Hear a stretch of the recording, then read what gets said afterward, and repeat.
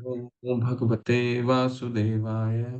ओम नमो भगवते वासुदेवाय। ओम अज्ञानतिमिरिनाथस्य ज्ञानाञ्जनशलाकया चक्षुरुन्मीलितं येन तस्मै श्रीगुरुवे नमः। श्रीचैतन्यमनोभीष्टं स्थापितं येन भूतले स्वयं रूप कदा मह्यं ददाति स्वपदान्तिकं। वन्देऽहं श्रीगुरु श्रीयुतपदकमलं श्रीगुरुं वैष्णवांश्च श्रीरूपं सागरजातां सहगना रघुनाथान्वितं सजीवम् साद्वैतं सावधूतं परिजनसहिता कृष्णचैतन्यदेवं श्रीराधाकृष्णपादान् सहगना ललिता श्रीविशाखान्वितांश्च नमो विष्णुपादाय कृष्णपृष्ठाय भूतले श्रीमते भक्तिवेदान्तस्वामिनिति नामिने। नमस्ते सरस्वते देवे गौरवाणी प्रचारिणे निर्विशेषशून्यवादी पाश्चात्यदेशतारिणे वाञ्छाकल्पतरुभ्यश्च कृपा सिन्धुभैव च पतितानां पावनेभ्यो वैष्णवेभ्यो नमो नमः। नमो महावदानाय कृष्णप्रेमपदायते कृष्णाय कृष्णचैतन्य नामिने गौरीतशे नमः। नामने गौरीतशे नमः। पञ्चतात्मकं कृष्ण भक्तरूपस्वरूपकम् भक्तावतारं भक्ताख्यं नमामि भक्तशक्तिकं। हे कृष्णा करुणा सिंधु दीनबंधु जगतपते गोपेश गोपिका कांत राधा कांत नमस्तुते। तप्त कांचन गौरांगी राधे वृंदावनेश्वरी वृषभानुसुते देवी प्रणमामि हरिप्रिये। कृष्णाय वासुदेवाय देवकी नंदनाय च नंदगोकुमाराय गोविन्दाय नमो नमः। मुखं करोति वाचालं पङ्गुलाङ्घ्यते गिरिं यत्कृपातमहं वन्दे परमानन्दमाधवम्। गुरुवे गौरचन्द्राय राधिका तदालये कृष्णाय कृष्णभक्ताय तद्भक्ताय नमो नमः। जय हो श्री कृष्ण चैतन्य प्रभु नित्यानंद श्री अद्वैत गदाधर शिवासादि गौर भक्त वृंदा। हरे कृष्णा कृष्ण कृष्ण हरे हरे हरे राम राम राम हरे हरे। हरे कृष्णा कृष्ण कृष्ण हरे हरे हरे राम राम हरे हरे। हरे कृष्णा कृष्ण कृष्ण हरे हरे हरे राम राम राम हरे हरे। हरे कृष्णा। सभी का हार्दिक स्वागत है।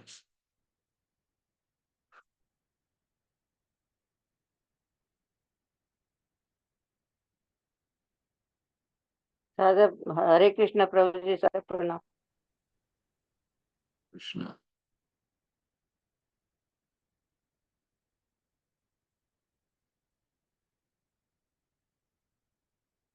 वाचो वेगम मनसा क्रोध वेगम जिह्वा वेगम उदरोपस्तु वेगम एतान् वेगान् यो विषहेत धीरा सर्वामपि मां पृथ्वीं ससस्यात्। वाचो वेगं मनसा क्रोध वेगं जिह्वा वेगम् उदरोपस्थवेगम् एतान् वेगान् यो विषहेत धीरा सर्वाम् अपि मां पृथ्वीं दर्शिष्यात्। अत्याहार प्रयासश्च प्रजल्पो नियमाग्रह जनसङ्गश्च लौल्यं च षड्भिर्भक्तिर्विनिश्यति। अत्याहारप्रयासश्च प्रजल्पो नियम आग्रह जनसङ्गश्च लौल्यं च षड्भिर्भक्तिर्विनिश्यति। उत्साहात् निश्चयात् धैर्यात् तत्तत्कर्म प्रवर्तनात् सङ्गत्यागस्ततो वृतेः षड्भिर्भक्ति प्रसीद्यति। उत्साहात् निश्चयात् धैर्यात् तत्तत्कर्म प्रवर्तनात् सङ्गत्यागस्ततो वृतेः षड्भिर्भक्ति प्रसीद्यति। ददाति प्रतिगृह्णाति गुह्यम् आख्याति प्रयक्षति भुङ्गते भोजयते चैव षड्विधं प्रीतिलक्षणम्। ददाति प्रतिगृह्णाति गुह्यम् आख्याति प्रयच्छति भुङ्क्ते भोजयते चैव षड्विधि प्रीतिलक्षणम्।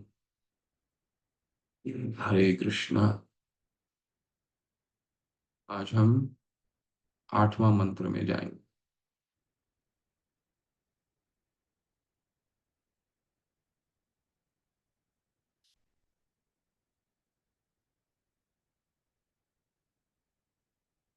हरे कृष्णा कृष्ण कृष्ण हरे हरे।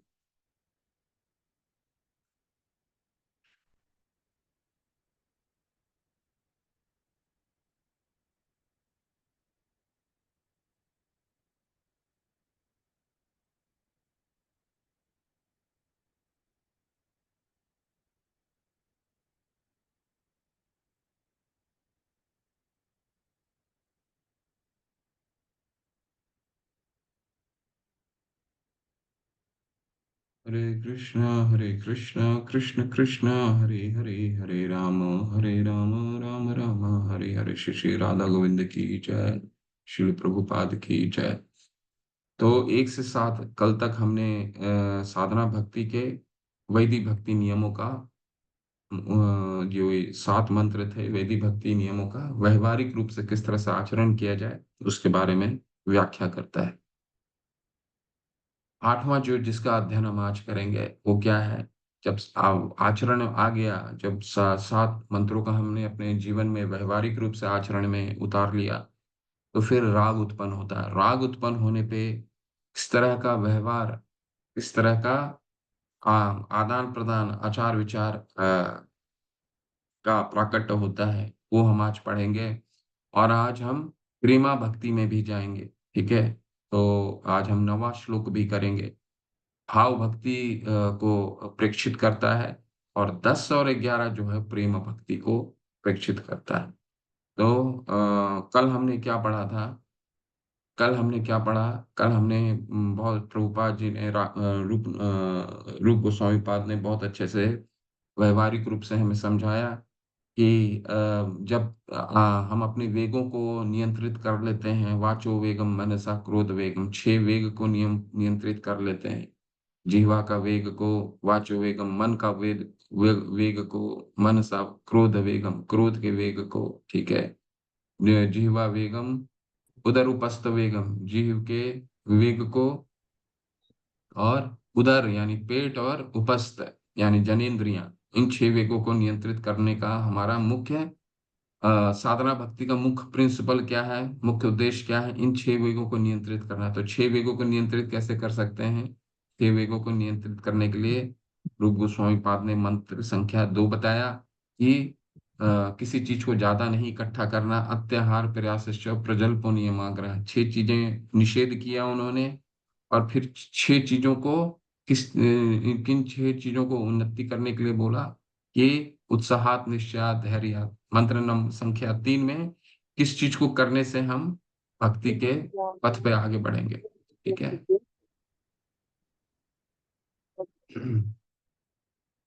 और मंत्र संख्या 4 में, ठीक है, मंत्र संख्या 4 में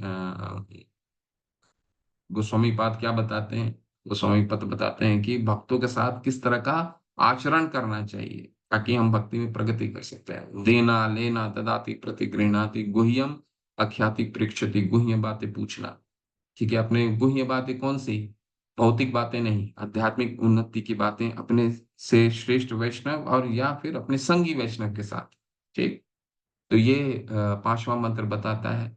ठीक है, और चौथा मंत्र बताता है। 5वां मंत्र क्या कहता है कि जिसके वैष्णवों के गुणों के बारे में बताता है। 3 वैष्णव के गुण, वैष्णव 3 प्रकार के होते हैं। भक्ति की जिस तरह की, जिस मार्ग में रहते हैं, ठीक है, शुरुआती मार्ग है, मध्य मार्ग है और सबसे सर्वोच्च मार्ग है, यानी कनिष्ठ, मध्यम और सर्वोच्च अधिकारी।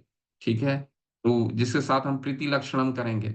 ठीक है, क्योंकि हम तो भौतिकतावाद को तो रूप गोस्वामी पाद ने पहले बता दिया कि संग त्यागस्ततो विरते हो, असंग त्याग करना है, नहीं तो भक्ति का पतन निश्चित है।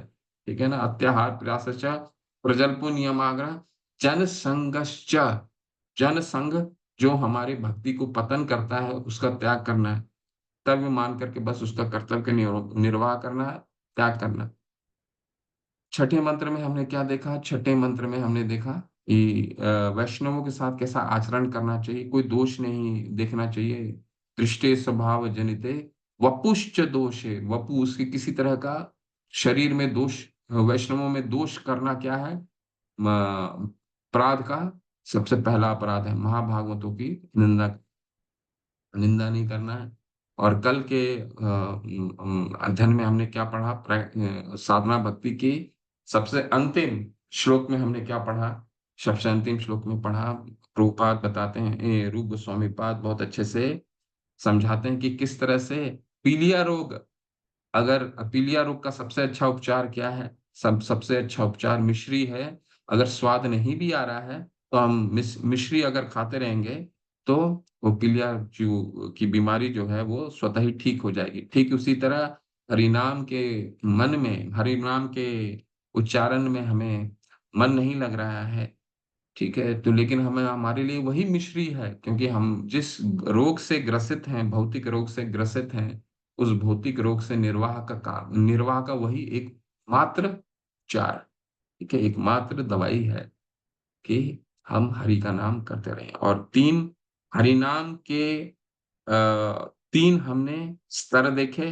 जो कनिष्ठ का स्तर होता है वो क्या स्तर होता है? कनिष्ठ का स्तर होता है वो नाम अपराध के साथ, जो 10 नाम अपराध होते हैं उन नाम अपराधों के साथ वो हरि नाम का जप करता है।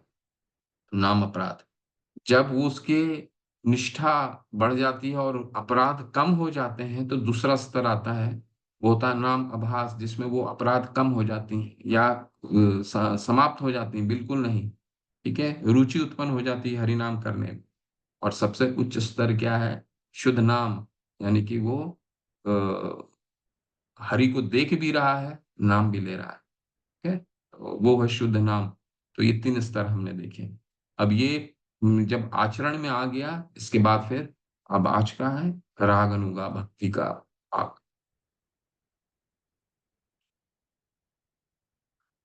तो श्लोक 8 अभ्यास में सहज भक्तिमय सेवा, रागानुगा साधना भक्ति को बताता है आज का मंत्र। इस श्लोक में श्रील रूप गोस्वामी सभी सलाह का सार देते हैं। कृष्ण के बारे में लगातार सुनने और जप करने और उनकी लीलाओं को याद करने करके करे बिना विचलित हुए अपने मन को कृष्ण पर केंद्रित करना, बस यही सार, ठीक है, यही सार है आज का रागानुगा भक्ति का भाग। क्या है? मंत्र पढ़ते हैं। तन्नाम रूप चरिता दुष्कीर्तन नानु सुकीर्तनानुस्मृत्यो क्रमेण रसना मनसि नियोज्य तिष्ठन् व्रजेत तदुना तद अनुरागी जनानुगामी कालं नयेद अखिलम् उपदेश सारम्। तन्नाम रूप चरिता दुष्कीर्तनानु स्मृत्यो क्रमेण रसना मनसि नियोज्य तिष्ठन् व्रजेद तद अनुरागी जनानुगामी कालं नयेद अखिलम् इति उपदेश सारम्। तत् यानी भगवान कृष्ण का नाम यानी पवित्र नाम, रूप यानी स्वरूप, चरित यानी आदि, चरित आदि यानी चरित्र यानी लीलाएं आदि, सुकीर्तन यानी चर्चा करने या उत्तम रीति से कीर्तन करने में, अनुस्मृतियो तथा स्मरण करने में, क्रमेण धीरे धीरे, रसना जीव, मनसी तथा मन, नियोज्य लगाकर, तिष्ठन रहते हुए, व्रजे व्रज में, तत् भगवान कृष्ण को, अनुरागी अनुरक्त, जन व्यक्ति, जन का मतलब व्यक्ति, अनुगामी का मतलब पीछे पीछे चलते हुए, कालम यानी काल या समय को, नयेत यानी उपयोग करना चाहिए, अखिलम यानी पूर्ण, इति यानी इस प्रकार, उपदेश यानी उपदेश का, सारम यानी सार या मूल तत्व। तो तन्नाम रूप चरिता सुकीर्तनानु, ठीक है, ये क्या है? अनुस्मृत्यो क्रमेण रसना मनसी नियोज्य। समस्त शिल प्रभुपाद की जय। अनुवाद उनके द्वारा है। समस्त उपदेशों का सार यही है कि मनुष्य अपना पूरा समय, चौबीसों घंटे भगवान के दिव्य नाम, दिव्य रूप, गुणों तथा नित्य लीलाओं को सुंदर ढंग से कीर्तन तथा स्मरण करने से लगा है। ये कब संभव है? जिससे उसकी जीभ तथा मन क्रमशः व्यस्त रहें। इस तरह उसे व्रज यानी गोलोक वृंदावन धाम में निवास करना चाहिए और भक्तों के मार्गदर्शन में कृष्ण की सेवा करनी चाहिए। मनुष्य को भगवान के उन प्रिय भक्तों के पदचिन्हों का अनुगमन करना चाहिए जो उनकी भक्ति में प्रगाढ़ता से अनुरक्त हैं। तो ये रागानुगा भक्ति देखिए ये भी साधना ही है। ठीक है, ये भी प्रैक्टिस है, लेकिन ये राग साधना भक्ति के दो भाग हैं। पहला क्या है? वैदिक भक्ति। वैदिक भक्ति क्या है? वैदिक भक्ति जो हमारे गुरुजन जो हमारे लिए फॉर्मूला बनाते हैं, उन फॉर्मूला को पालन करना, 16 माला का जप करना, मंगल आरती करना, शास्त्रों का अध्ययन करना। ठीक है, तो ये कुछ चीजें हैं जो गुरु वर्ग ने दिया है हमारे लिए फॉर्मूला को। तो ये रूप गोस्वामी पाद 1 से लेकर के 7 तक वो बताते हैं इन फॉर्मूला को किस तरह से पालन करना चाहिए और इस पालन करने के पीछे क्या उद्देश्य है ये बताते हैं। ठीक है, लेकिन इसके बाद जब पालन करने लग जाएंगे, इसके बाद वो अवस्था आएगी जिसमें ये 8वां मंत्र हमारे लिए व्यवहारिक रूप, ये भी साधना ही है। परंतु जब तक जब तक हम वैदिक भक्ति के नियमों का पालन नहीं करेंगे, तक हम 8वें मंत्र तक पहुंचना हमारे लिए बहुत मुश्किल है। यहाँ पर क्या कहा गया है 8वें मंत्र में? जब राग उत्पन्न हो जाता है फिर क्या होता है? 24 घंटे सततम कीर्तयन्तो माम यतयन्तश्च दृढ़व्रता कथयन्तश्च माम नित्यम तुष्यन्ति च रमन्ति च। ये जो श्लोक आता है ये तब उत्पन्न होगा जब हम पहले 1 से लेकर के 7 मंत्र तक उसको व्यवहार आचरण में अपने जीवन में उसको अगर हम स्थापित करते हैं, तो अब तब ये 8वें मंत्र तक हम पहुंच पाएंगे जब 24 घंटे भगवान का नाम लेने में हमें आनंद आएगा। ठीक है, भगवान के दिव्य नाम, दिव्य रूप, गुण तथा नित्य लीलाओं को सुंदर ढंग से कीर्तन तथा स्मरण करने से लगाए, जिससे से उसकी जीव तथा मन क्रमशः व्यस्त रहे। जीव तथा मन क्रमशः व्यस्त रहे। ठीक है, जीव तथा मन, जीव का भगवान ने क्या बोला है? 9वें अध्याय के 26वें श्लोक में क्या बोला है? कि जो आपके पास है उसको भगवान को अर्पित करते हुए लगाइए। 20वें श्लोक में बोला है ना भगवान ने कि कोई अगर भोजन करता है तो भगवान को अर्पित करते हुए लगाए, कोई तपस्या करता है भगवान को अर्पित करते हुए लगाए, कोई कर्म करता है तो भी भगवान को अर्पित करते हुए लगाए। तो ये प्रश्न आता है कि कैसे अर्पित करें? ठीक है, तो सबसे पहला इसका उदाहरण आता है जीभ से। जीभ यहाँ पे उच्चारण आया ना, जीभ। ठीक है, जीभ का क्या रोल है हमारे जीवन में? जीभ क्या क्या रोल है? जीभ हमारे लिए क्या काम करता है बताइए? जीभ का क्या है हमारे, ऐसा क्या कार्य करता है जीव? अ, एक मिनट पहले हम उपदेशामृत, फिर इस पे आते हैं।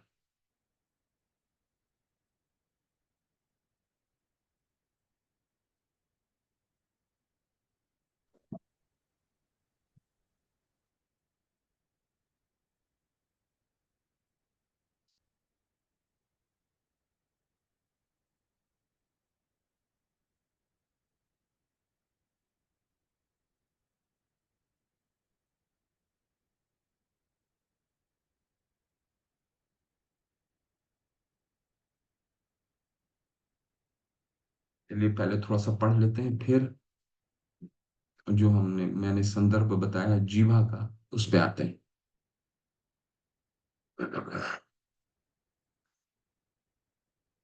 हम्म,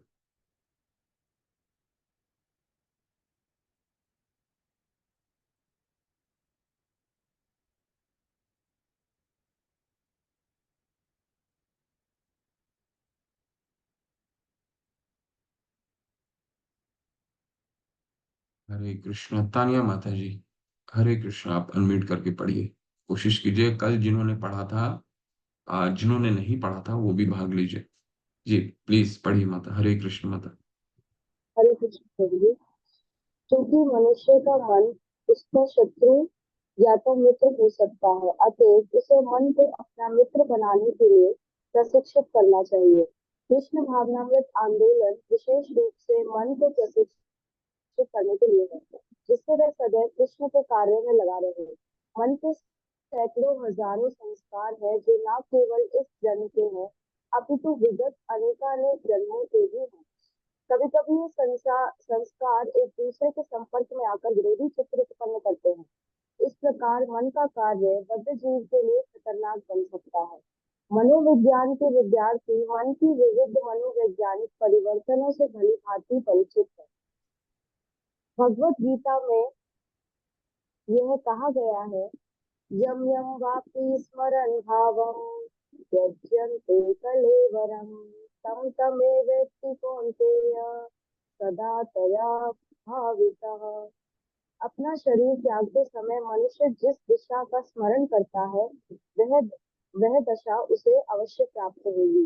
मृत्यु के समय जीव के मन तथा बुद्धि अगले जीवन के लिए एक विशेष प्रकार के सूक्ष्म स्वरूप वाले शरीर का निर्माण करते हैं।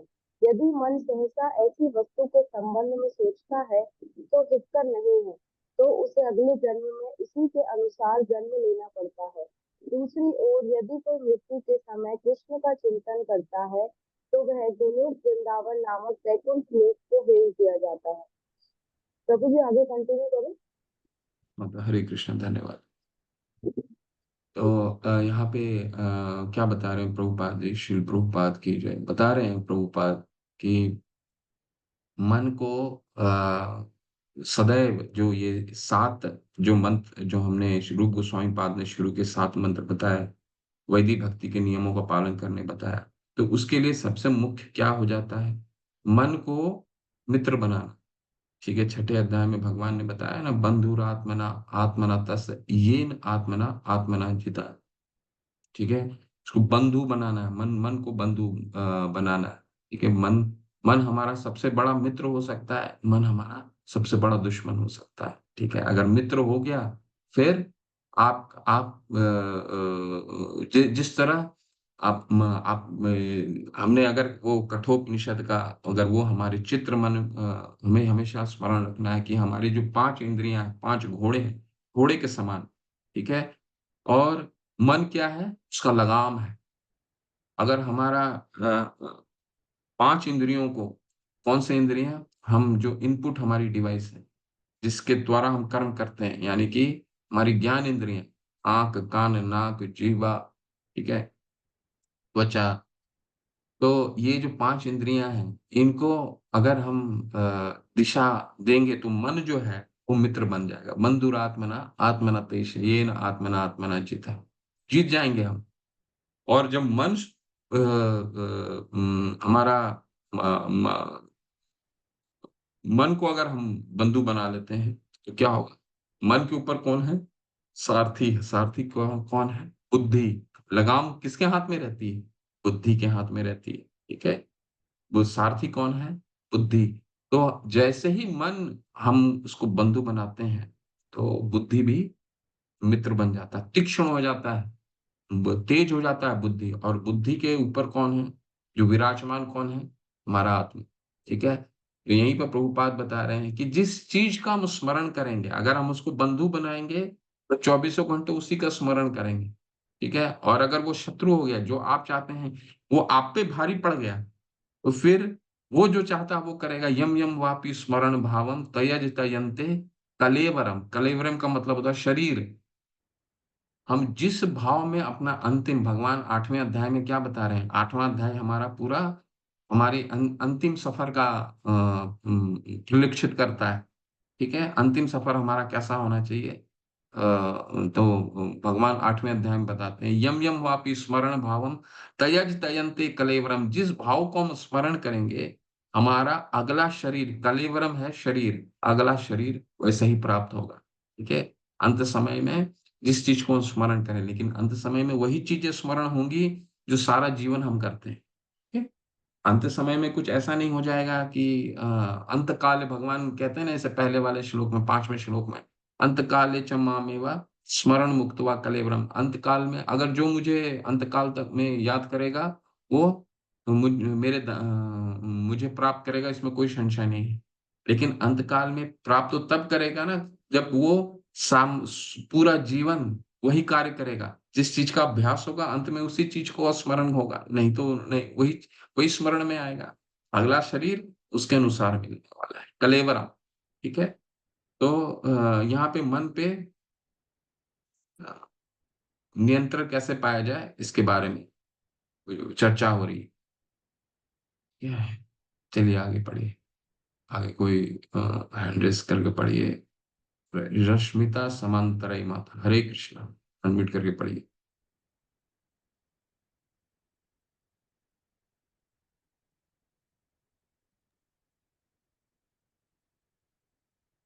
हरे कृष्ण माता, पढ़िए प्लीज। हाँ, देहांतर की यह विधि अत्यंत सूक्ष्म होती है। अतएव हमें भक्तों को अपने मनों को प्रशिक्षित करने का उपदेश देते हैं, जिससे वे कृष्ण के अतिरिक्त और कुछ भी स्मरण न रख सके। इसी प्रकार जीव को केवल कृष्ण के विषय में बोलने के लिए और केवल कृष्ण प्रसाद चखने के लिए प्रशिक्षित करना चाहिए। श्रील रूप गोस्वामी आगे सलाह देते हैं, तिष्ठन् ब्रजे। मनुष्य को वृंदावन में या ब्रजभूमि के किसी भी भाग में रहना चाहिए।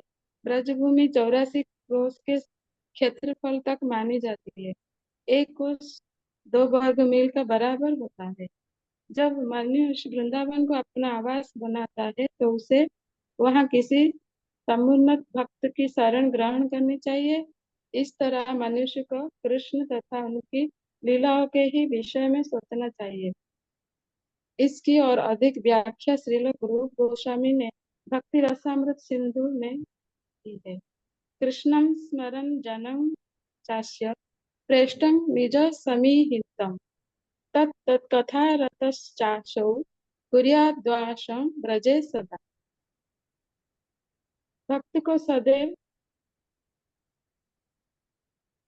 सदैव ब्रज के दिव्य क्षेत्र में निवास करना चाहिए और सदैव कृष्ण स्मरण जनम चास्य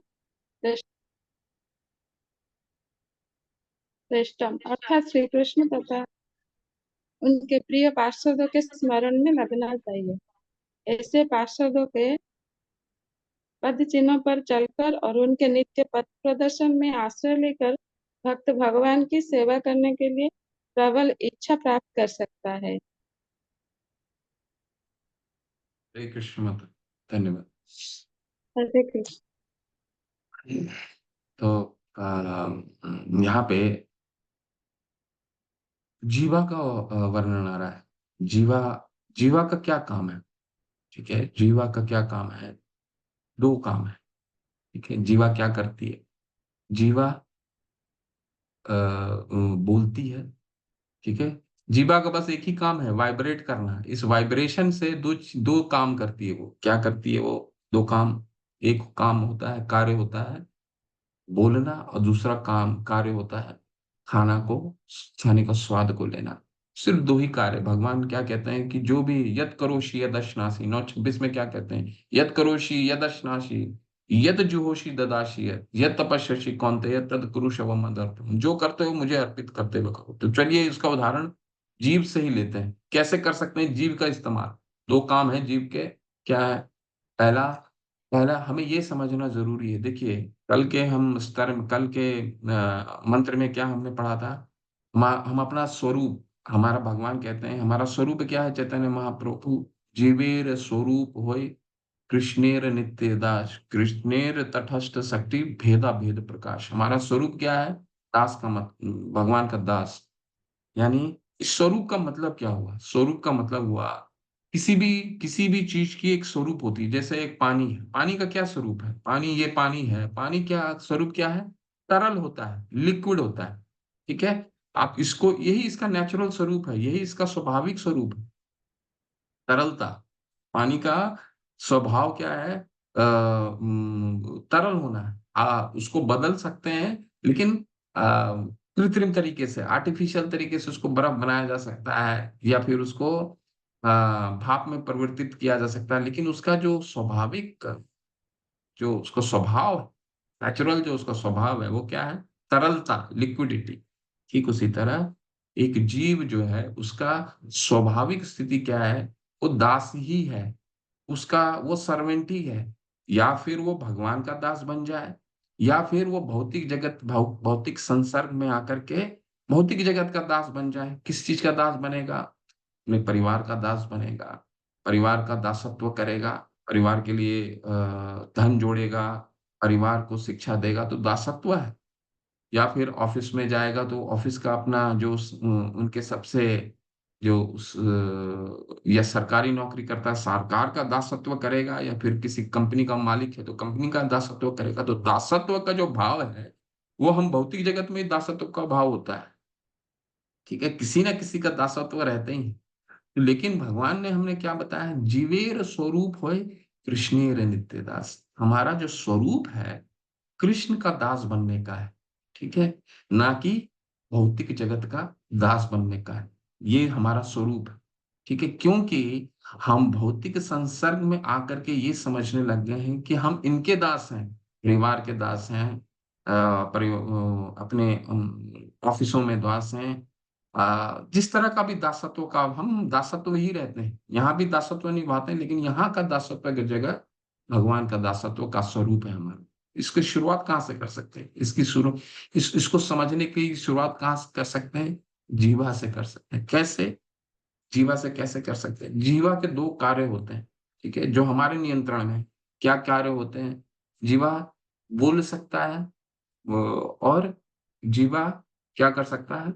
किसी चीज का स्वाद ग्रहण कर सकता है। यही दो कार्य कर सकता है। तो उसके लिए क्या करना है? स्वाद ग्रहण करना है। तो यज्ञ शिष्टानु संतो मुच्यन्ते सर्वकिल विषय भुजन्ते ते त्वगम पापा मुंचन्त आत्म कारण। उसको प्रसाद को प्रसाद के रूप में, भगवान का प्रसाद के रूप में स्वाद लीजिए, और किसी चीज का स्वाद लेने की आवश्यकता नहीं है। चेतना दो ही, कितना सरल है कृष्णा भावना भावित, कोई बहुत मुश्किल नहीं। प्रभुपाद जी बताते हैं क्या करना है। जीवा से स्टार्ट कीजिए, देखिए सारा चेतना शुरू, सारा अपने आप ही ठीक हो जाएगा। सिर्फ और सिर्फ कृष्ण प्रसाद खाइए, ऐसे कोई भी चीज नहीं खाना है जो कृष्ण प्रसाद ना हो। तो चेतना कॉन्शियसनेस हमारा, हम समझने लग जाएंगे कि हम भगवान के दास हैं। दूसरा कार्य जीव क्या करता है? बोलता है। ठीक है, तो क्या करना है हमें? भक्ति विनोद ठाकुर बोलते हैं ना, बोलो कृष्णा, भजो कृष्णा, करो कृष्णा शिक्षा। तो बोलो कृष्णा, भजो कृष्णा, करो कृष्णा शिक्षा। बोलो कृष्णा, भजो कृष्णा, करो कृष्णा शिक्षा। हरे कृष्णा, कृष्ण कृष्णा, हरे हरे, हरे राम, हरे राम, राम राम, हरे हरे। बोलो कृष्णा, सिर्फ कृष्ण का बाल कृष्ण बोलिए। बोलो कृष्णा, भजो कृष्णा, कृष्ण का नाम को, कृष्ण को पूरे, कृष्ण को से प्रीति पूर्वक सेवा कीजिए। भजो कृष्ण, और करो कृष्ण का शिक्षा, और कृष्ण की दी हुई शिक्षाओं को उपदेश दीजिए, उसको ग्रहण कीजिए। भगवान के रूप गुण लीलाओं का वर्णन कीजिए, उनके रूप का गान कीजिए। ठीक है, यही कार्य है। जीव को अगर ये दो कार्य में हमने लगा दिया, तो जो हमारी चेतना कृष्ण भावना अमृत वहीं से शुरू हो जाता है। जीवा सही, जीवा दो कार्य करता है। एक तो आपने बांध दिया कि कृष्ण प्रसाद खाना है, दूसरा आपने कर लिया कि बोलो कृष्णा, भजो कृष्णा, करो कृष्ण शिक्षा। ये तीन काम करना है, तो कृष्ण कॉन्शियसनेस हो गया हमारा। यही कृष्ण भावना भावित है, भावनामृत है, और कुछ नहीं है। बहुत सिंपल है, इसमें बहुत ज्यादा प्रभुपाद जी बताते हैं, बहुत सामान्य चीज है। बस हमें इसे अपने आचरण में लेके आना है। ठीक है, और अगर ये हम करेंगे तो क्या होगा फिर? अगला स्तर में हम पहुंचेंगे, जब राग हमारा उत्पन्न होगा, हम ऐसे जगह जाने का प्रयास करेंगे जहाँ पे भगवान ने अपनी लीला रचाई है, वो हम अगला मंत्र में पढ़ेंगे। उस धाम का क्या महात्मा है, ठीक है। शुरू में तो हमें लगता है कि व्रज धाम क्या है, एक सामान्य जगह है जहाँ पेड़ हैं, सड़कें हैं, गली गली छोटा छोटे मिट्टी, कितनी गंदगी है, छोटे छोटे वो ढाबे हैं। यहाँ पे ऐसा क्या है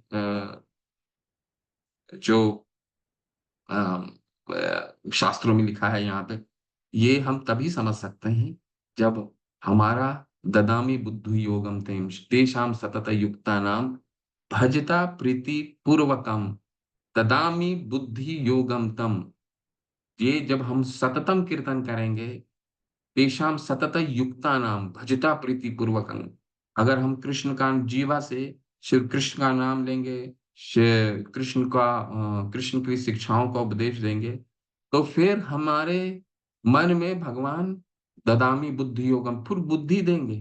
प्रभु बुद्धि क्या होगा, फिर वृंदावन धाम प्रकाशित होगा, ठीक है। तो ऐसे प्रकाशित नहीं हो सकता।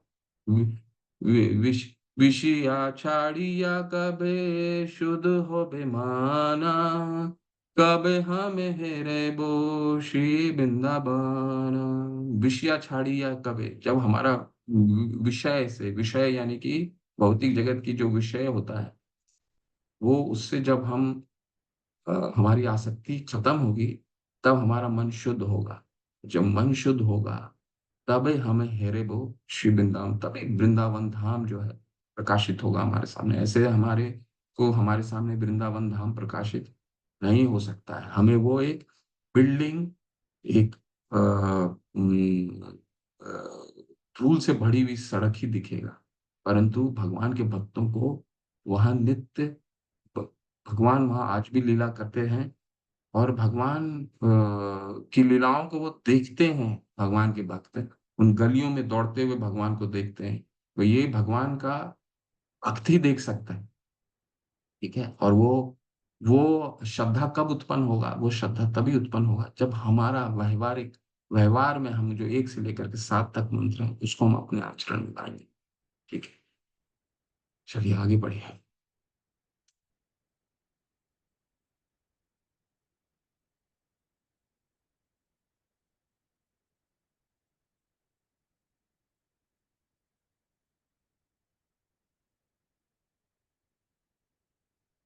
राखी मित्तल माता, हरे कृष्णा। हरे कृष्ण प्रभु। नव दीक्षित अवस्था में मनुष्य को सदैव कृष्ण कथा सुननी चाहिए। यह श्रवण दशा कहलाती है। कृष्ण के दिव्य पवित्र नाम का निरंतर श्रवण करने से तथा उनके दिव्य रूप, गुणों तथा लीलाओं के विषय में श्रवण करने से मनुष्य वरण दशा को अर्थात स्वकृति के स्तर को प्राप्त करता है। इस दशा को प्राप्त कर लेने पर वह कृष्ण कथा सुनने में अनुरक्त हो जाता है। जब कोई उर्मी में कीर्तन करने लगता है तो वह स्मरण अवस्था अर्थात स्मरण करने की अवस्था को प्राप्त करता है। उन्नत कृष्ण स्मरण के 5 क्रमिक अंग हैं: स्मृति, धारणा, ध्यान, अनुस्मृति तथा समाधि। प्रारंभ में कृष्ण का स्मरण थोड़े थोड़े अंतराल पर खंडित हो सकता है, लेकिन इसके बाद स्मरण अबाध रूप से चलता है।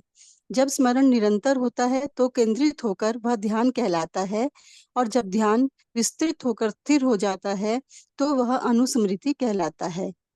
अबाध तथा अनवरत अनुस्मृति से मनुष्य समाधि दशा को प्राप्त होता है।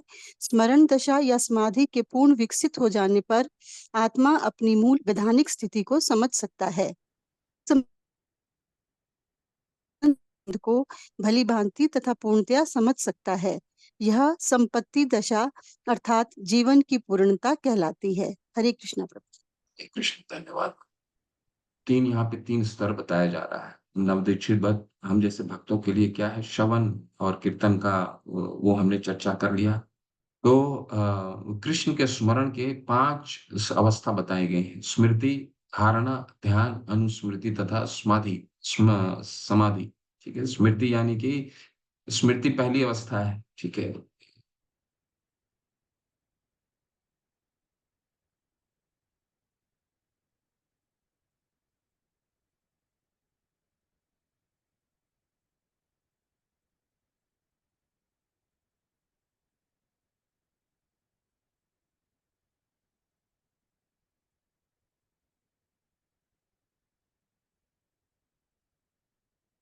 ये चलिए स्मृति जो है वो पहली अवस्था है ध्यान की। वो स्मृति में क्या होता है जब हम भगवान का नाम लेते हैं तो जब तक नाम ले रहे हैं तब तक हमारे मन में रहेगा, जैसे ही हमने दूसरा कार्य शुरू कर दिया वो हम भूल जाते हैं। ये पहली अवस्था।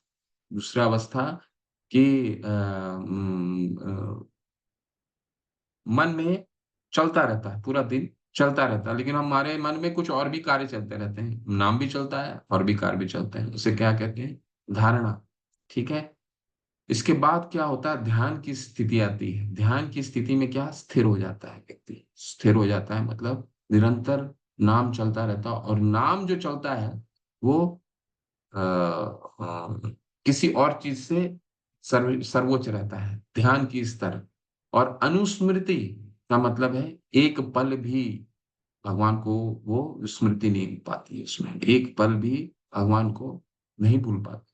और समाधि, समाधि का तो सबसे उच्च स्तर है, यानी कि भगवान पे चित्त पूर्ण रूप से एकाग्र करता है। वो कब अवस्था आती है? सर्व उपाधि विनिर्मुक्तम तत्परत्वेन निर्मलम। जब हमारा सभी उपाधियों से, हम सभी उपाधि से जब हम हमारी आसक्ति खत्म हो जाती है, हम वही कर्तव्य करते रहते हैं। ऐसा नहीं है कि हम जंगल में जाने की आवश्यकता है। जंगल में जाने के लिए चैतन्य महाप्रभु ने हम कलयुग में नहीं बोला, संन्यास लेने के लिए कलयुग में नहीं बोला है। जिस हम अवस्था में है भक्ति करने के लिए, ये अवस्था हमारे लिए पर्याप्त है। भगवान ने हम सबको भक्ति करने के लिए, किसी के पास कितना भी धन हो, धन से भक्ति का कोई संबंध नहीं होता। जो भी स्थिति में जो भी व्यक्ति है, ठीक है, वो भक्ति कर सकता है। तो भगवान ने क्या बताया है कि जो भी जिस स्थिति में है वहीं वो भक्ति कर सकता है, परंतु उस स्थिति में उसे क्या करना होगा? सर्व उपाधि विनिर्मुक्तम तत्परत्वेन निर्मलम। उपाधियों से वो मुक्त होकर के अपने चित्त को निर्मल करना। ठीक है। वो क्या होगा? सर्व उपाधि विनिर्मुक्तम तत्परत्वेन निर्मला। फिर हमारा चित्त निर्मल होगा।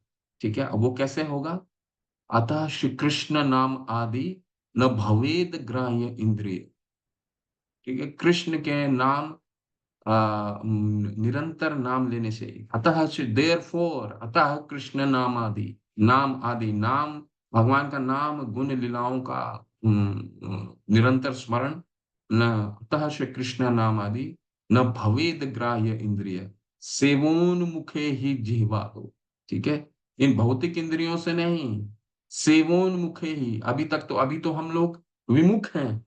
जब हम भगवान का निरंतर नाम लेंगे, उनके गुण का चर्चा करेंगे तो क्या होगा? सेवोन्मुख हो जाएंगे। सेवोन्मुखे ही जिह्वा दो स्वयं एवं स्फुरति। फिर वो स्वयं स्फुरित होगा। फिर हम वृंदावन धाम को हम समझ सकते हैं।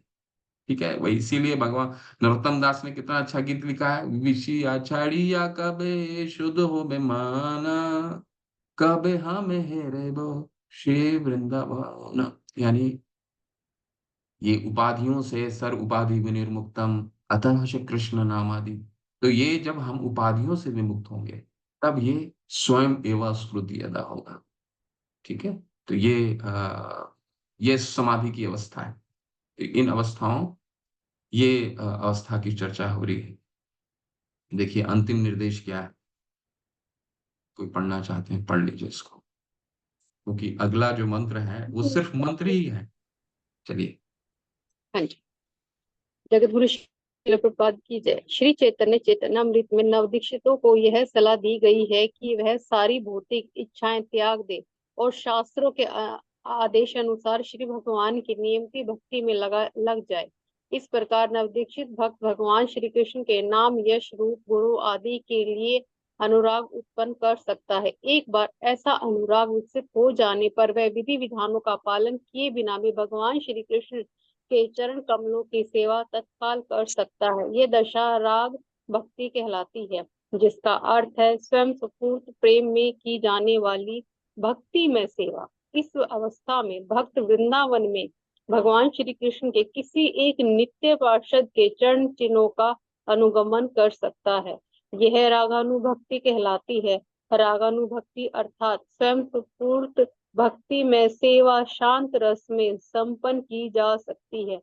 जब मनुष्य अपने को भगवान श्री कृष्ण की गायों के समान या लकुटी के समान या भगवान श्री कृष्ण के हाथ की वंशी के समान या भगवान श्री कृष्ण के गले में पड़ी पुष्पमाला के समान बनने की आकांक्षा करता है, पत्रक या रक्त जैसे सेवकों के पद चिन्हों का अनुसरण करता है। सांख्य रस में मनुष्य बलदेव श्री दामा या सुदामा जैसे मित्र बन सकता है। वात्सल्य रस में मनुष्य नंद महाराज तथा यशोदा के समान बन सकता है और माधुर्य रस में, जिसकी विशेषता दाम्पत्य प्रेम है, मनुष्य श्रीमती राधा रानी या उनकी ललिता जैसी सखियां तथा उनकी दासियां मंजरियों यथारूप तथा रति जैसे बन सकता है। भक्ति के विषय में समस्त उपदेश का सार यही है। हरे कृष्ण प्रभु जी, थैंक यू सो मच प्रभु जी। कृष्ण धन्यवाद। तो क्या है इसका पूरा सार, क्या है तत्व, क्या है तत्व? यही है कि अगर हम उपाधि से भगवान का जब नाम हम निरंतर लेते रहते हैं, अतः श्री कृष्ण नामादि न भवेत ग्राह्य इंद्रिय, ठीक है, फिर क्या होता है? ऋषिके न ऋषिकेश सर्व उपाधि विनिर्मुक्तम तत्पर्तवे न निर्मलम ऋषिके न ऋषिकेश। फिर हम अब भगवान, क्योंकि ऋषिकेश है, अनंत नामों में भगवान का एक नाम होता है ऋषिकेश। ऋषिकेश का क्या नाम? ऋषिकेश का मतलब कौन क्या है? जो हमारे इंद्रियों को संयमित कर दे, ठीक है। देखिए भगवान हम भगवान के अंश हैं, ममैव अंशो जीवलोके, भगवान 15वें अध्याय में कहते हैं ना, हम भगवान के अंश हैं। तो भगवान की जो गुण है वो गुण हम में भी पाए जाते हैं, लेकिन हमारे में वो जो गुण, भगवान की जो गुण है वो असीमित मात्रा में, ठीक है, और हमारी जो गुण है वो क्या है? सीमित मात्रा। तो अब हम इन असीमित गुणों से हम अपने सीमित गुणों से असीमित असीमित असीमित व्यक्ति को नहीं पहचान पाएंगे, ठीक है। हम अपने लिमिटेड यानी सीमित गुणों से असीमित लोग असीमित व्यक्ति, वो कौन है? भगवान को नहीं समझ पाएंगे जब जब तक वो असीमित पुरुष हमें वो अधिकार नहीं देगा, ठीक है। वो असीमित असीमित जो पुरुष है वो कौन है? श्री भगवान। भगवान जब तक, भगवान देखिए, भगवान की दोनों शक्तियां हैं, बाह्य शक्ति भी और आंतरिक शक्ति भी। तो ये बाह्य शक्ति में जब तक उलझे रहेंगे तक हम इस बाह्य शक्ति के द्वारा भगवान को नहीं समझ सकते। क्यों? क्योंकि दोनों भगवान ने दे रखा है। भगवान जब चाहेंगे तभी हम समझ सकते हैं, ठीक है। तो भगवान कब चाहेंगे? जब हम सेवोन्मुखे ही जीवादो स्वयं एवं स्फुरति, तब स्फुरित होगा, तब भगवान चाहेंगे। जब निरंतर भगवान का नाम का जप लेंगे तब सेवोन्मुखी अपने मुख से भगवान का सेवा करेंगे। और मुख से कैसे कर सकते हैं बता दिया हमने, जीवा का चर्चा हो गया। सिर्फ यही हम अगर हम कर लें सेवोन्मुखे ही, अगर मुख से, तो हम सेवोन्मुख पहले विमुख थे, बाह्य आउटसाइड से हम भगवान को समझने का और देखने का प्रयास कर रहे हैं। भगवान को तो हम कभी नहीं देख पाएंगे जब तक भगवान नहीं चाहेंगे, क्योंकि हमारी गुण जो है सीमित है। सीमित गुणों से हम असीमित गुण वाले पुरुष को नहीं देख पाएंगे, ठीक है, जब तक हमें असीमित गुण वाला व्यक्ति वो अधिकार नहीं देगा। तो वो अधिकार तब आएगा जब हम भगवान का निरंतर नाम लेंगे, उनकी सेवा करेंगे। सेवोन मुखे ही जिह्वा, जिह्वा से ही सेवा करें वो स्वयं एवं स्फूर्ति है, ठीक है। फिर हमें वो 5 रस का आनंद प्राप्त होगा। 5 रस कौन कौन सा है? जो यहाँ पे सख्य, ठीक है, वात्सल्य, सख्य, माधुर्य, ठीक है, शांत। तो तभी ये स्फुरत होगा। तो ये मुख्य सार है इस मंत्र का, 8वां मंत्र। इसी से लगा हुआ, जब हमारे में राग उत्पन्न हो जाता है, जब राग उत्पन्न हो गया भक्तों में, फिर वो क्या देखता है? फिर उसके लिए ये इस पूरे श्लोक में ये जो मंत्र है, मंत्र ही अपने आप में सर्वोच्च है। इसमें बहुत ज्यादा अनुवाद नहीं, ठीक है। क्यों? क्योंकि प्रेम को, क्योंकि हम अभी भाव की अवस्था में, ये 9वां क्या है? भाव है। अभी रागानुगा हमने पढ़ लिया। भाव को आप कैसे समझाएंगे? भाव के लिए तो फिलॉसफी नहीं हो सकती। फिलॉसफी तो समझा दिया भगवान ने, रूप गोस्वामी पाद ने समझा दिया, प्रभुपाद जी ने समझा दिया। तो फिलॉसफी जब हम पूरे आचरण में लेके आएंगे तभी तो भाव प्रकट होगा। ठीक है। देखिए हमारे शास्त्र कितने कैसे हैं कि भाव को भी प्रकट कर सकते हैं। हम अपने भाव को प्रकट करने के लिए अगर 5 लाइन बोल दिया जाए हमें लिखने के लिए, भाव लिखना हमारे लिए बहुत मुश्किल हो जाएगा। भाव कैसे लिख पाएंगे? ठीक है। भाव तो जब तक महसूस जो करते हैं, भाव को उसको उतारना कितना मुश्किल है। देखिए उसमें भाव को उतारते हैं कैसे।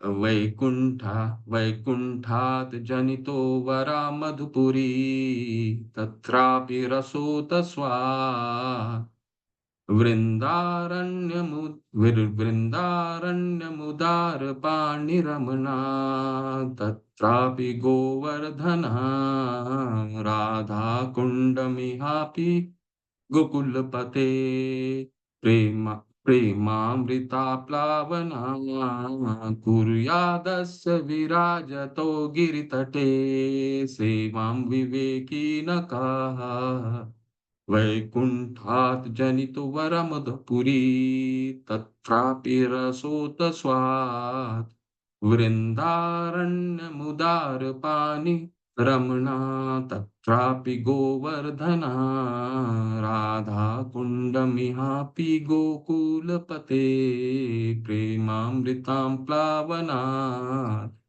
कुर्यादस्य विराजितो गिरितटे, सेवां विवेकिनकः वैकुंठात, वैकुंठ की अपेक्षा, जनित जन्म के कारण, वरा श्रेष्ठ, मधुपुरी मथुरा नामक दिव्य नगरी, तत्र तत्रापि उससे भी श्रेष्ठ, रसात रस उत्सवाद रास उत्सवाद रासलीला संपन्न होने के कारण, वृंदारण्य वृंदावन का वन, उदार पानी भगवान कृष्ण के, रमणात विभिन्न प्रकार के प्रेममयी लीलाओं के कारण, तत्र पी उससे भी श्रेष्ठ, गोवर्धन यानी गोवर्धन पर्वत, राधा कुंडम राधा कुंड नामक स्थल, यह अपि इससे भी श्रेष्ठ, गोकुलपते गोकुल के स्वामी कृष्ण का प्रेमामृतम यानी देवी प्रेम के अमृत से आप्लवनात् आपूरित होकर, कुर्यात करेगा अस्य इस राधा कुंड का विराज स्थित गिरि तटे गोवर्धन पर्वत की तलहटी में, सेवाम सेवा, विवेकी यानी बुद्धिमान, न यानी नहीं, क यानी कौन।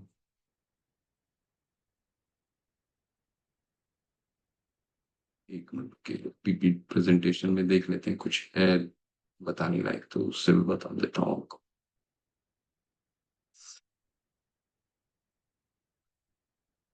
थोड़ा प्रेजेंटेशन भी देख लेते हैं, इसमें सारांश में आपको पता चलेगा क्या कहा गया है।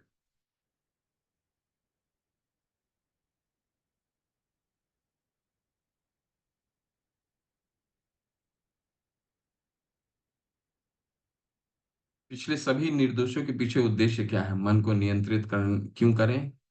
मन को कैसे नियंत्रित करें? श्रवण से पूर्णता तक के 5 चरण, यानी कि हमने देखे 5 चरण देखे। ठीक है।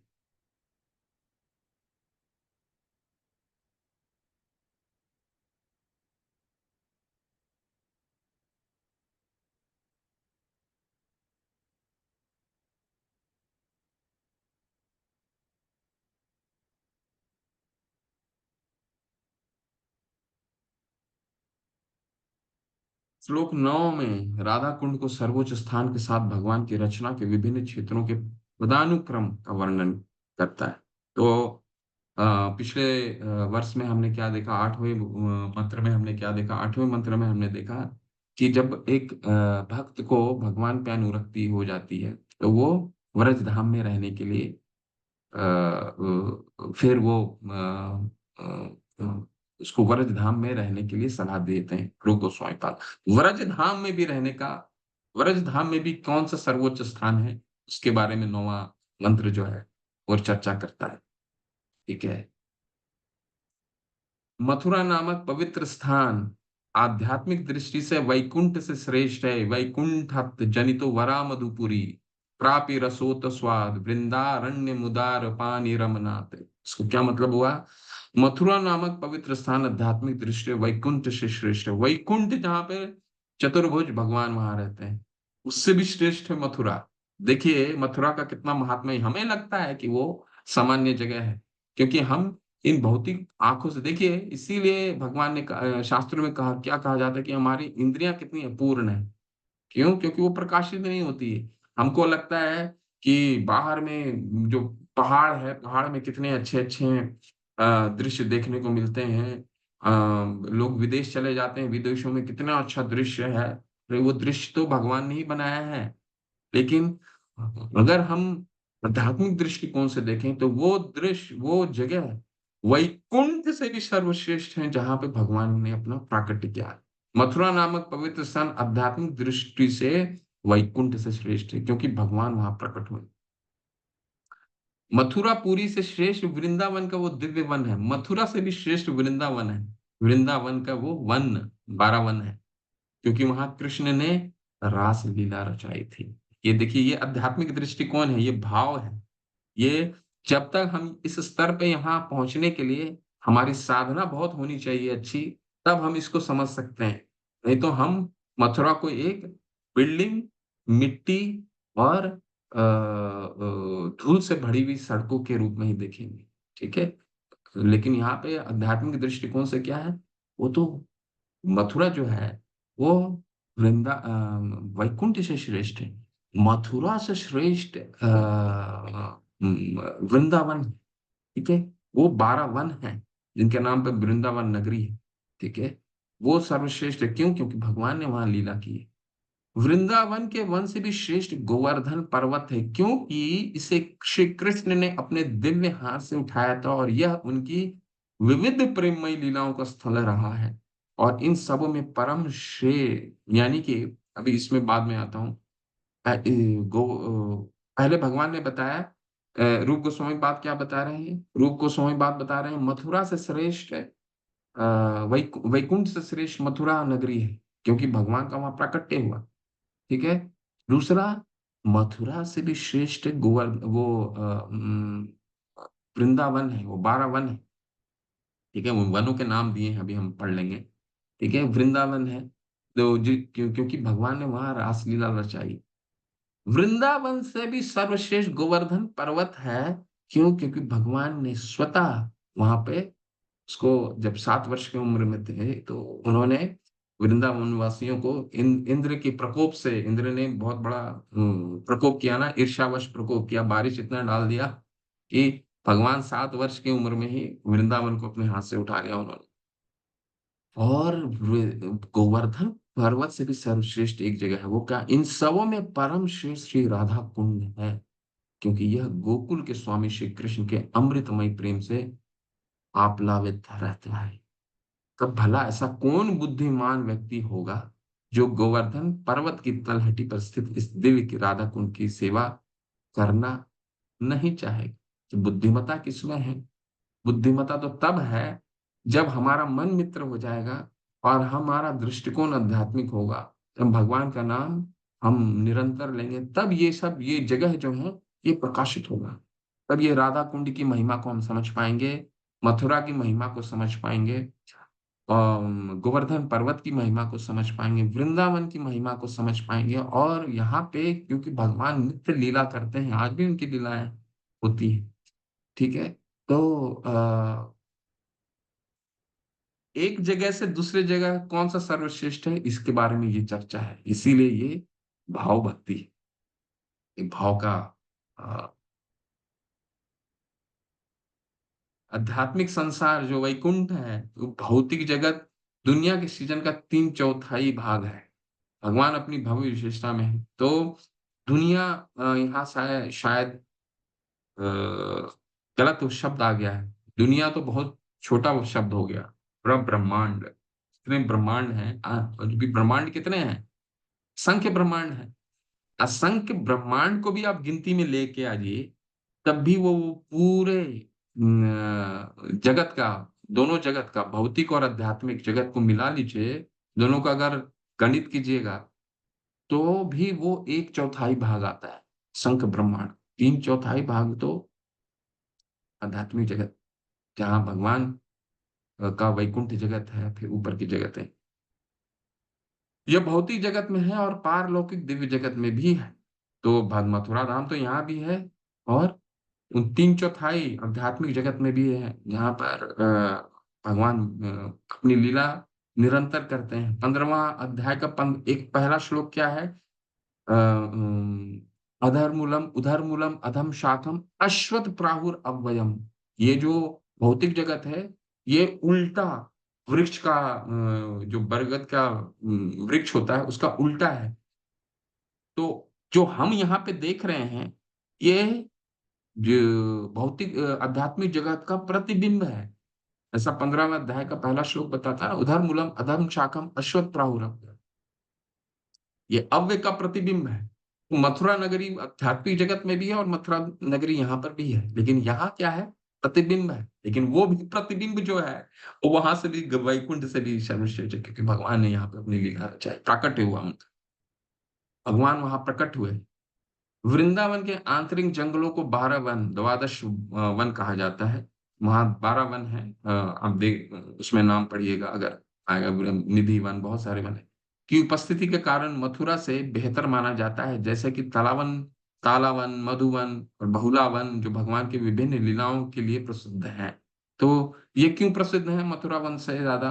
मथुरा से इसीलिए क्योंकि भगवान ने, वो प्राकट्य है, मथुरा प्राकट्य है। लेकिन उससे भी सर्वश्रेष्ठ क्या है?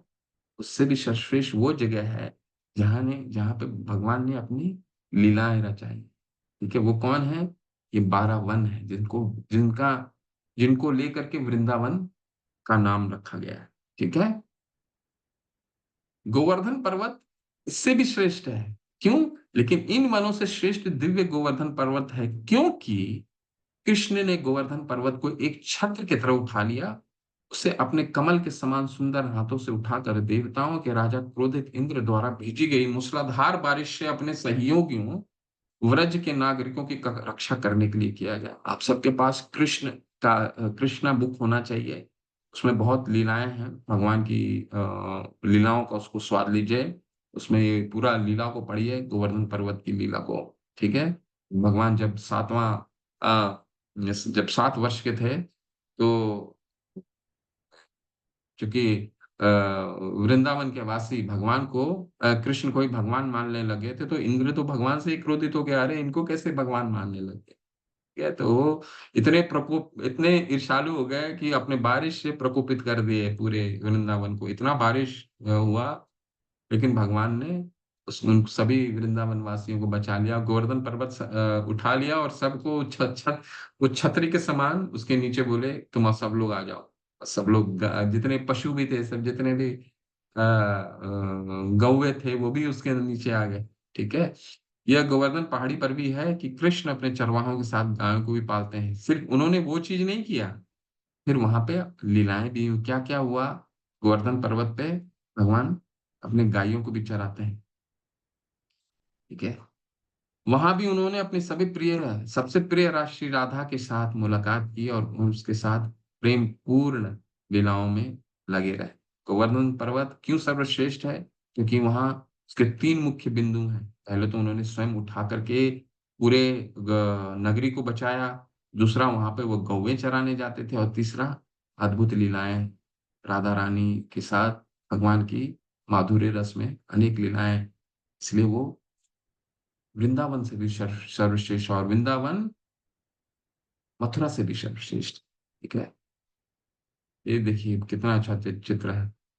भगवान अभी 7वें वर्ष में उठाए हुए हैं वृंदावन के धाम। सारे सभी सभी भगवान को आराधना कर रहे हैं, चाहे वो पशु हों, चाहे भगवान के गोप हों। राधा कुंड गोवर्धन के चरणों में सभी से श्रेष्ठ है, क्योंकि वहां पर कृष्ण का प्रेम उमड़ता है, इसलिए वो सबसे सर्वश्रेष्ठ। और ये राधा कुंड को वही समझ सकता है जिसमें स्वयं एवं स्फूर्ति अदा। ठीक है, नहीं तो वो सामान्य तालाब दिखेगा। उन्नत भक्त राधा कुंड में रहना पसंद करते हैं, क्योंकि वह स्थान कृष्ण और राधा रानी के बीच शाश्वत प्रेम संबंधों की गई यादों का स्थल है। ये कोई भौतिक प्रेम नहीं है, ये आध्यात्मिक प्रेम, ये माधुर्य रस है। वृंदावन के लिए खुद को कैसे तैयार करें, तीर्थ यात्रा के लिए अपने दिल और दिमाग को तैयार करें। ठीक है, पवित्र। ठीक है, थोड़ा सा और कुछ पढ़ लेते हैं इसमें, बहुत सारी चीजें। आपके मन में ये प्रश्न होगा कि राधा कुंड आई कैसे, तो राधा कुंड के बारे में थोड़ा सा पढ़ लेते हैं। जो महाप्रभु ने जब इसको अ,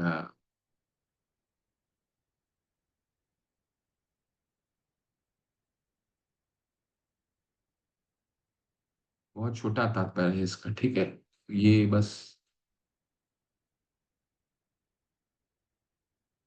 ठीक है, यहाँ से कोई हैंड रेस कीजिए, पढ़िए कि ये राधा कुंड चैतन्य महाप्रभु ने कैसे ढूंढा। ठीक है, ये तू वही ढूंढ सकता है ना जो उस जगह को महसूस कर सकता है। ठीक है, वंदना दुबे माता, हरे कृष्ण। आप पढ़िए, पढ़िए माता।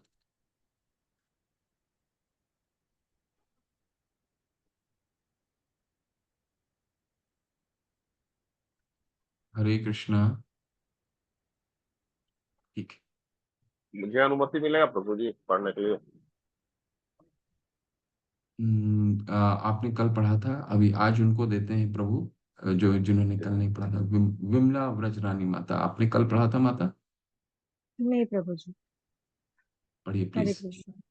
जी। चैतन्य चरितामृत मध्य लीला में कहा गया है कि जब श्री चैतन्य महाप्रभु ने सर्वप्रथम वृंदावन भूमि के दर्शन किए तो वे आरंभ में राधा कुंड के स्थान का पता नहीं लगा पाए। इसका अर्थ यह है कि श्री चैतन्य महाप्रभु सही स्थान की खोज में थे। अंत में उन्हें वह पवित्र स्थान मिल गया जहाँ पर एक छोटा सा तालाब था। उन्होंने उस छोटे से तालाब में स्नान किया और अपने भक्तों को बताया कि यही असली राधा कुंड है। बाद में भगवान चैतन्य के भक्तों द्वारा इस ताल की खुदाई करवाई गई, जिनमें 6 गोस्वामी तथा यथारूप तथा रघुनाथ दास आदि प्रमुख थे। इस समय वहां पर राधा कुंड नाम से एक विशाल सरोवर है। श्री रूप गोस्वामी ने राधा कुंड को अत्यधिक महत्व प्रदान किया है क्योंकि श्री चैतन्य महाप्रभु से खोज निकालना चाहते थे। तब ऐसा कौन होगा जो राधा कुंड को छोड़कर अन्यत्र निवास करना चाहे। दिव्य बुद्धि से युक्त कोई भी व्यक्ति ऐसा करना नहीं चाहेगा। लेकिन राधा कुंड के महत्व को न तो अन्य वैष्णव संप्रदाय वाले समझ सकते हैं और न ही भगवान चैतन्य महाप्रभु की भक्ति में अरुचि रखने वाले लोग ही राधा कुंड के आध्यात्मिक महत्व को महत्व तथा उनकी दिव्य प्रकृति को समझ सकते हैं। इस प्रकार राधा कुंड मुख्यतया गौड़ीय वैष्णव द्वारा पूजित है जो भगवान श्री कृष्ण चैतन्य महाप्रभु के अनुयायी है। हरे कृष्ण। हरे कृष्ण, धन्यवाद। तो इसमें बता रहे हैं कि कैसे राधा कुंड की खोज भगवान स्वयं ने की, भगवान चैतन्य ने स्वयं किया। कैसे? क्योंकि भगवान के रूप में ही आए थे ना, है ना। यही कृष्ण, यही जय गौर सही कृष्णा सही जगन्नाथ। भगवान जो गौर हैं, गौर यानी कि चैतन्य महाप्रभु हैं, वही कृष्ण है, वही जगन्नाथ है। तो क्योंकि राधा भाव में आए थे तो उन्होंने राधा कुंड को ढूंढ निकाला, बाकी को। और एक छोटा सा तालाब था जिसको बाद में जब महाप्रभु ने वहां पे स्नान किया तो उस जगह को वो पहचान गए। पहचानने के बाद उसकी खुदाई की गई और गौड़ीय संप्रदाय में इस जगह को सर्वोच्च स्थान, आध्यात्मिक जगह, आध्यात्मिक स्थान प्राप्त होता है। ठीक है, और इसको देखिए इसीलिए वृंदावन में हर एक वस्तु, हर एक चीज, वहाँ के हर एक लोग, वो क्या है? भगवान के भक्त हैं। तो वो सभी के सभी चेतन है। ठीक है, तो सभी के सभी चेतन है। तो राधा कुंड हमें तालाब दिखेगा, परंतु अगर आध्यात्मिक दृष्टिकोण से देखेंगे तो क्या है? वो सर्वोच्च आध्यात्मिक जगह है, इसको सर्वोच्च स्थान दिया जाता है। कि मथुरा वैकुंठ से भी श्रेष्ठ है। मथुरा से सर्वश्रेष्ठ वृंदावन है, क्योंकि भगवान ने वहां लीलाएं की, 12 वन है वहां। वृंदावन से सर्वश्रेष्ठ क्या है? वृंदावन से सर्वश्रेष्ठ गोवर्धन पर्वत है क्योंकि भगवान ने अपने हाथों से उसे उठाया। क्यों? सभी नगरवासियों को बचाने के लिए उठाया। गौवे चराने जाते थे और राधा रानी के साथ वहां लीलाएं भी हैं उनकी, उनसे मुलाकात करने जाते थे। ठीक है। और गोवर्धन पर्वत से सर्वश्रेष्ठ कौन है? राधा कुंड है। क्यों? क्योंकि यहाँ पे भगवान माधुर्य रस में होते हैं। जो भगवान सर्वचित भगवान क्या है? भगवान उस वो जो अवस्था है वो सर्वोच्च स्थान दिया गया है। ठीक है। क्योंकि भगवान चैतन्य, हम किनके अनुयायी, हम किनको हमारे इष्ट देव कौन है? चैतन्य महाप्रभु। तो एक सन्यासी उस भाव में है तो हमें भी उनका अनुसरण करना है। तो राधा कुंड गौड़िया संप्रदाय के लिए एक सर्वोच्च आध्यात्मिक जगह। ठीक है। ये मंत्र हमें इसका सार बताता है। तो 8 और 9 श्रील प्रभुपाद की जय, रूप गोस्वामी पाद की जय। तो 8 और 9 आपके समाप्त होते हैं। अगले सत्र में हमारा ये ग्रंथ जो है वो संपन्न हो जाएगा। और आप लोग कोशिश कीजिए कि जिन्होंने पूरा तीनों ग्रंथ कर लिया है वो अपने असाइनमेंट्स कर लीजिए। असाइनमेंट्स करने के बाद जो क्विजेज हैं उसको भेज दीजिए। अगले 7 दिन 10 दिन में आपका सर्टिफिकेट भी आ जाएगा। अगले हफ्ता आपके पास पूरा समय है इसको करके फिर आप इसको आगे जाइए, आगे बढ़िए, लेवल 4 के लिए अपने आप को तैयार कीजिए। ठीक है। हरे कृष्णा। श्रील प्रभुपाद की जय, रूप गोस्वामी पाद की जय। किन्हीं का कोई प्रश्न है, कुछ पूछना चाहते हैं सर?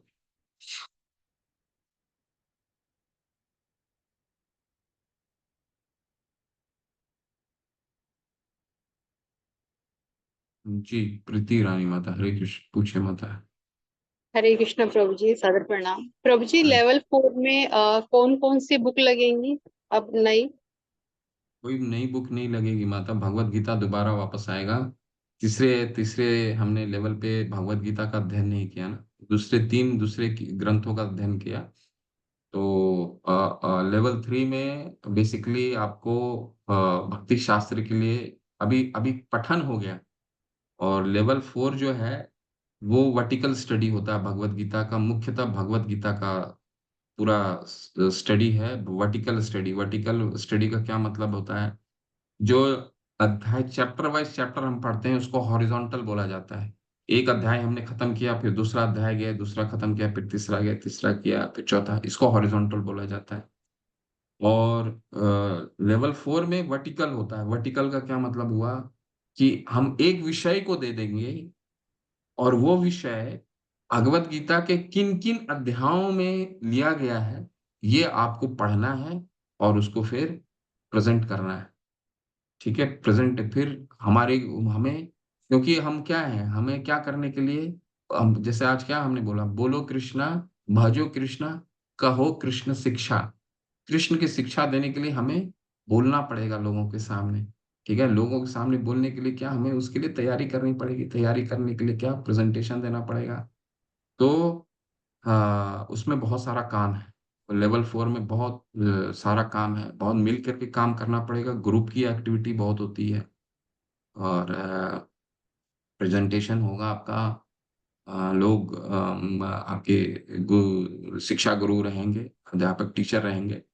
तो वो टिप्पणी देंगे, कहाँ संशोधन करना है, क्या तैयारी करनी है।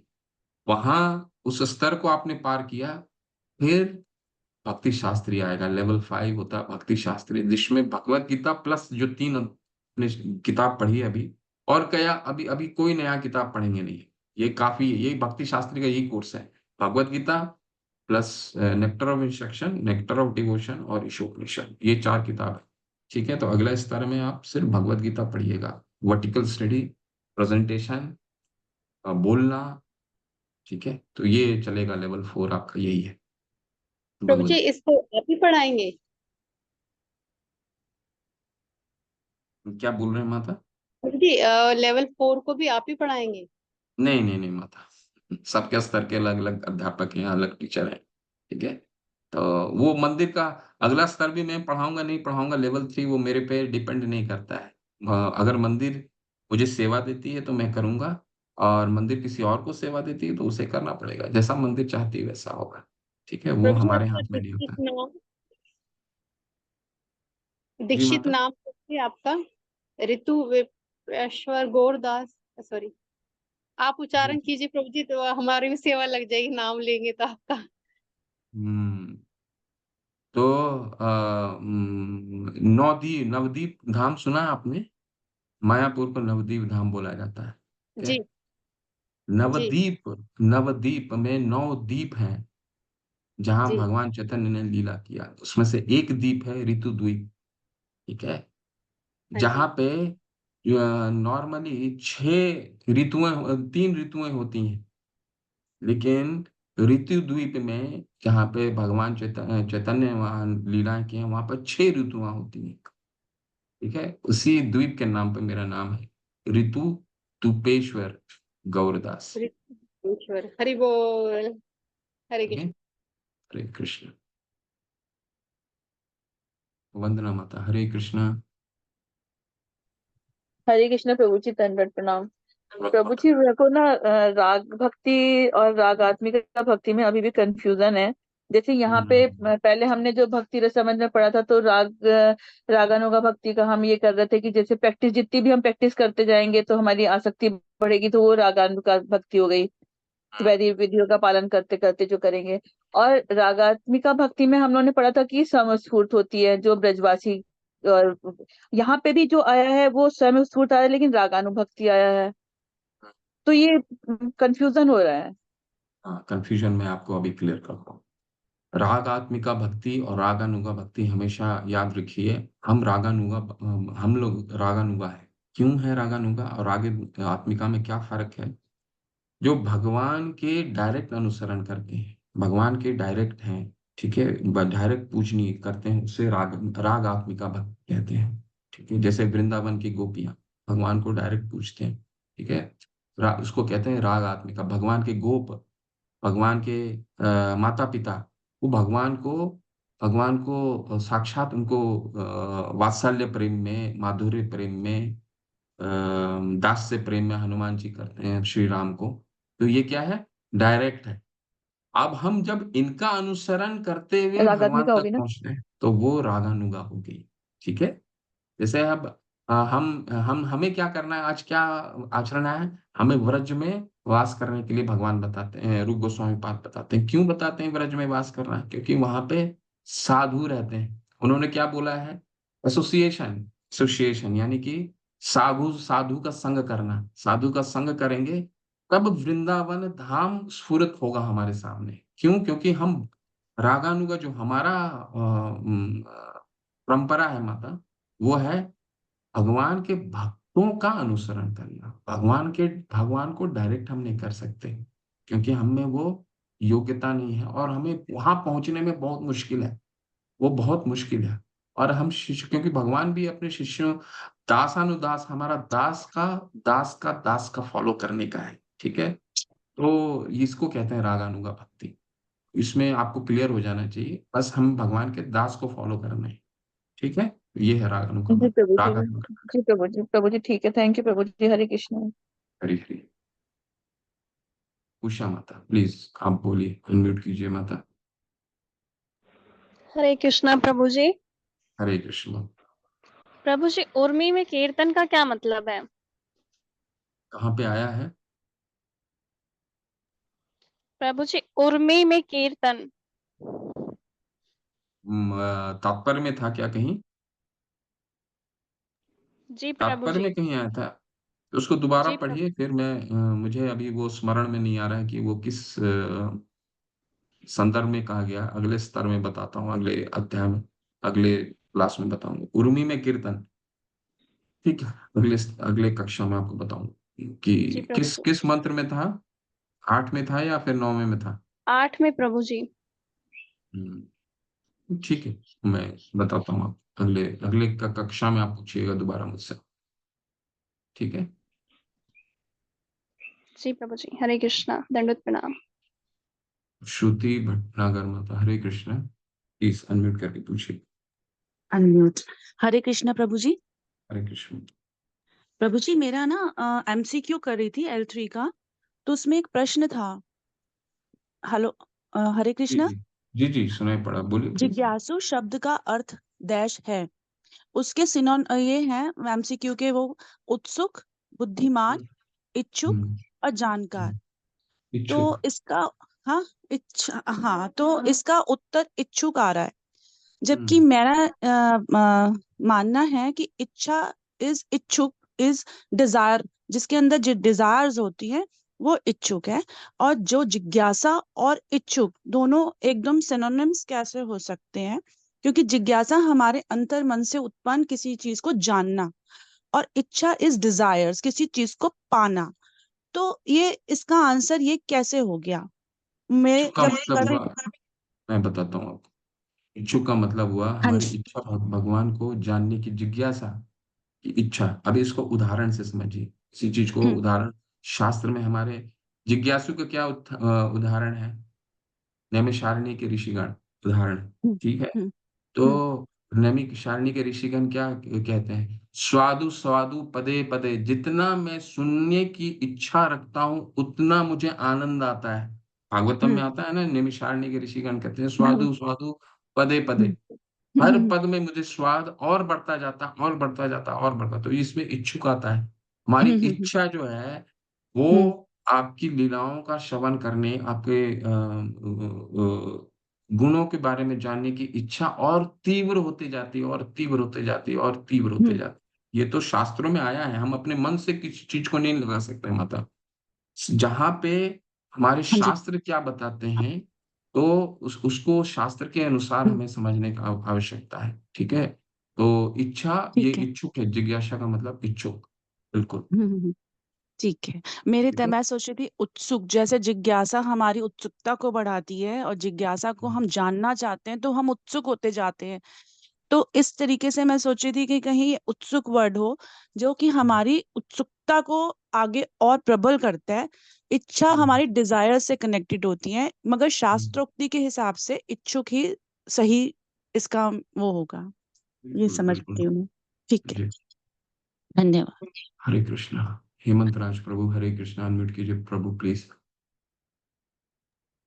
हाँ, हरे कृष्णा प्रभु जी। हरे कृष्णा। मेरा एक छोटा सा क्वेश्चन है जी। कि हम लोग जो भगवान को तुलसी पत्र चढ़ाते हैं, तो तुलसी हम्म पत्र जैसे हम लोग सुनते आ रहे हैं बचपन से कि संडे को नहीं तोड़ना चाहिए। हम्म एकादशी के दिन हमने तोड़ा था, मम्मी मेरी मना कर रही थी कि एकादशी को नहीं तोड़ना चाहिए। तो इसके पीछे कुछ शास्त्र का प्रमाण है क्या, किस दिन पत्र को तोड़ना है, किस दिन नहीं तोड़ना है? बिल्कुल, शास्त्र में प्रमाण है प्रभु। संडे नहीं, संडे जैसा कोई शब्द नहीं है, क्योंकि संडे तो अंग्रेजी शब्द है, शास्त्रों नहीं में मतलब इसका कोई उच्चारण नहीं। ठीक है। रविवार सिर्फ एक ही रविवार। दिन, सिर्फ एक अच्छा। दिन, रविवार भी नहीं, कोई सिर्फ एक दिन। वैसे 2 दिन कहा जाता है नहीं तोड़ना है। वो कौन है? जिस दिन तुलसी महारानी, कौन है तुलसी महारानी? भगवान की भक्त हैं, ठीक है। हम्म, और वो भी भगवान के लिए उपवास रखती हैं। वो किस दिन हो गया? एकादशी के दिन, बताइए उसमें। ठीक है। तो एकादशी के दिन महारानी को नहीं तोड़ना चाहिए। द्वादशी के दिन भी कई जगह नहीं तोड़ा जाता है। इसके अलावा भगवान को हर दिन आप तुलसी पत्र से अ, आप अर्पित कर सकते हैं। 2 दिन तुलसी महारानी को नहीं तोड़ना है। एकादशी जिस दिन वो व्रत करती हैं, और क्योंकि वो व्रत का पारण करती हैं द्वादश के दिन, तो कई जगह द्वादश के दिन भी नहीं लिखा हुआ है कि द्वादश दिन, क्योंकि वो थक जाती हैं उपवास करके। तो एकादश और द्वादश, ये 2 दिन आपको तो महारानी को नहीं तोड़ना। बस बाकी किसी हर दिन भगवान को आप अर्पित कर सकते हैं महारानी को। मतलब पहले से तोड़ के रखा हुआ एकादशी द्वादशी को भगवान को अर्पित कर बिल्कुल सकते हैं? बिल्कुल बिल्कुल, पहले से उनको तोड़ के रख लीजिए, फिर अर्पित कीजिए। उस दिन नहीं तोड़िए, एकादशी के दिन एक और द्वादशी। एक और छोटा सा क्वेश्चन है प्रभु जी, जैसे कि हम्म हम लोग जो बचपन से देखते आए हैं और किए भी हैं, जैसे पूजा करके जब उठते हैं तो हल्का जल जमीन पे गिरा के फिर उठते हैं। तो हम्म। जब हमने माला का जाप शुरू किया तो वही फॉलो कर रहे हैं, क्या वो नियम है? अब जैसे कई सफर में वहां जप कर रहे हैं, वहां तो जल अवेलेबल नहीं है गिरा के उठना। इसके पीछे कुछ शास्त्र का प्रमाण या आपके द्वारा अध्ययन किया गया हो कुछ? देखिए प्रभु, वैसे तो नियम नहीं है ये, क्योंकि शास्त्रों में चैतन्य महाप्रभु ने क्या बताया है चैतन्य प्रभु महाप्रभु ने बताया है, नाम नामकारी बहुधा निज सर्व शक्ति तत्र अर्पिता नियमते स्मरणे न कालः। नियम कोई नहीं है स्मरण, भगवान का नाम का लेने का कोई नियम नहीं है। नियमते स्मरणे न काल, भगवान खुद ने चैतन्य महाप्रभु ने खुद बताया, कोई नियम नहीं है स्मरण करने का। जल छिड़क करके आप कर रहे हैं, परंतु ये आपकी श्रद्धा है तो उसको कर सकते हैं, परंतु नियम नहीं है। भी आपका आपके इस प्रश्न से एक और मैं साक्ष्य प्रस्तुत करता हूँ। क्या साक्ष्य है कि कई भक्त राधा कुंड का भी चर्चा हुआ। राधा कुंड में क्या करते हैं, कई भक्त जाते हैं और अपनी जो तुलसी बीड्स होती हैं, माला होती हैं, उस बीड्स को उसको शुद्ध करने के लिए राधा कुंड में डुबो करके निकाल देते हैं, ठीक है, ताकि माला शुद्ध हो जाए। हमें तुलसी महारानी तो शुद्ध हैं, उसको शुद्ध कहाँ साक्ष्य आता है? उनको वो शुद्ध करने के लिए किसी चीज की आवश्यकता नहीं है, भगवान ने उनको उस तरह बनाया है। हम उनको क्या शुद्ध कर सकते हैं कि उनको राधा कुंड में डालने की कोई आवश्यकता नहीं, पानी में डालने की कोई आवश्यकता नहीं है कि पानी में डाल के उसको हमको शुद्ध कर रहे हैं, लेकिन कई लोग करते हैं, लेकिन इसका कोई साक्ष्य नहीं है। ये एक कहीं इसका शास्त्रों में वर्णन नहीं आता है। भगवान महारानी तो खुद ही शुद्ध है, उसको उनको शुद्ध करने की आवश्यकता है, किसी अवस्था में शुद्ध है वो, ठीक है। तो जिसका आपने वर्णन किया, कोई ऐसा नियम नहीं है प्रभु, लेकिन अगर आपको श्रद्धा है जल छीट कर तो कोई उसमें दिक्कत नहीं, कर सकते हैं हाथ धो करके। बस इतना स्मरण रखिए कि गंदे हाथ से महारानी को, तुलसी महारानी या बीट्स करते हैं तो उसको गंदे हाथ से कभी भी मत छुइए, ठीक है। उसको हैंड वॉश करके, हाथ धो करके उसको स्पर्श कीजिए, प्रभु ठीक जी है एक प्रभु। और क्वेश्चन, एक और क्वेश्चन। हम्म।